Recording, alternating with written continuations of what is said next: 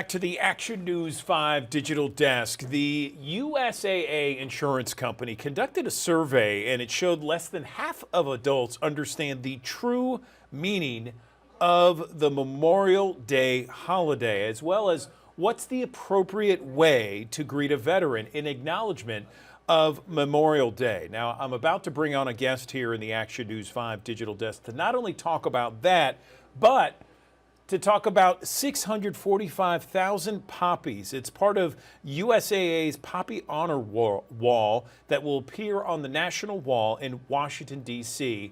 this Memorial Day weekend. Joining me right now is Major General John Richardson. He is a retired U.S. Army Major General. He's joining us on the digital desk to talk more about the Poppy Honor Wall and also about the appropriate way to talk and acknowledge Memorial Day. Major General, thank you for joining us on the digital desk.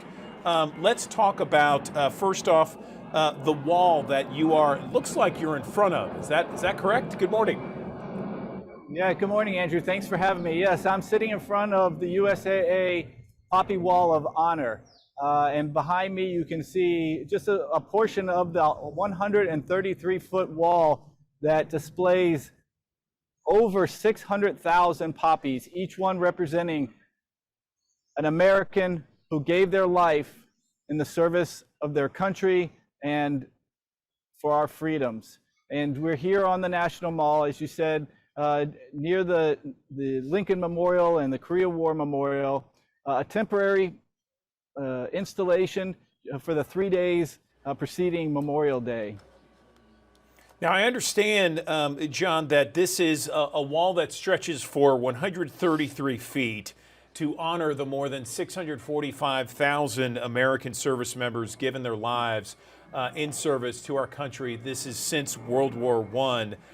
And it looks like, based upon what I'm seeing, John, an amazing visual in tribute to those who have given the ultimate sacrifice, is it not?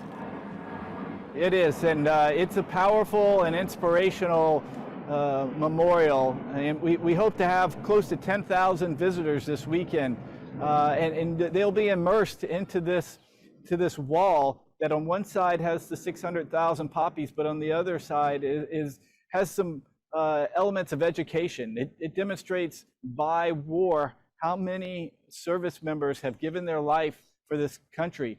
We also have a panel this year dedicated solely to D-Day.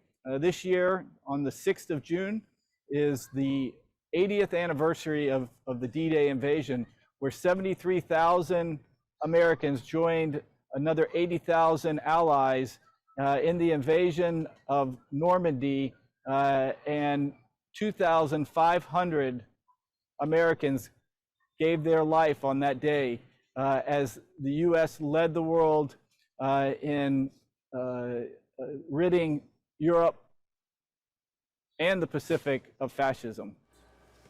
Yes, and that day should never be forgotten, a day of infamy for sure. Thank you for your service, by the way, Major General John Richardson. And my dad served as a naval officer during the Korean conflict.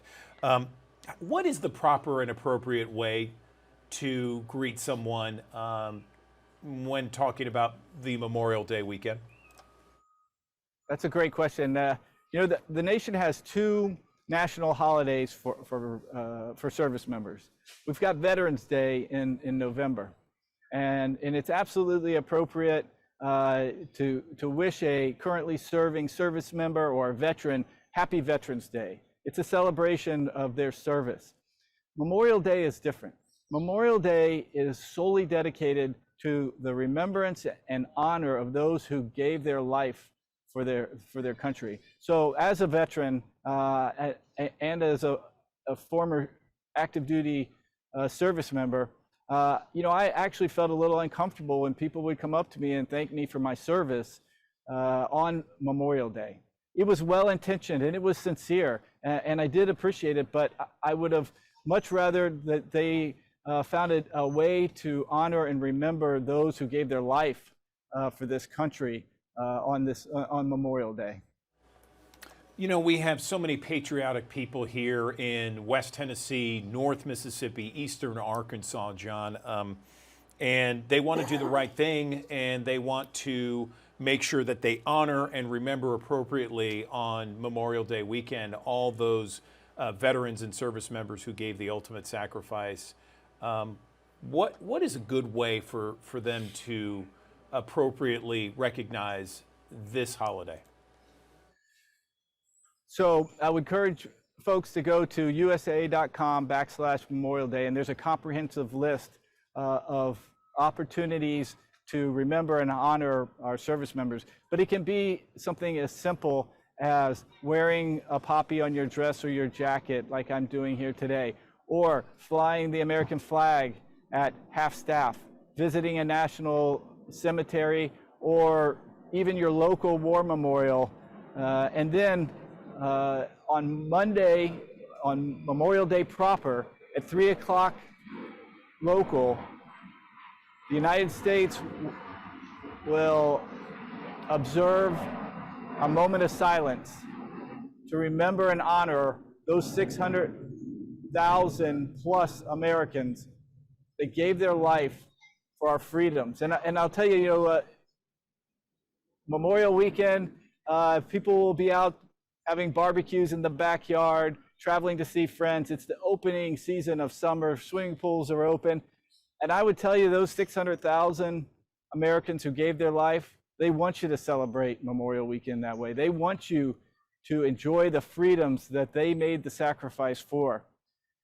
And all we ask is that we take a moment to remember them, a moment of silence, a symbol like a half-staff flag, as we enjoy the freedoms that they secured for us.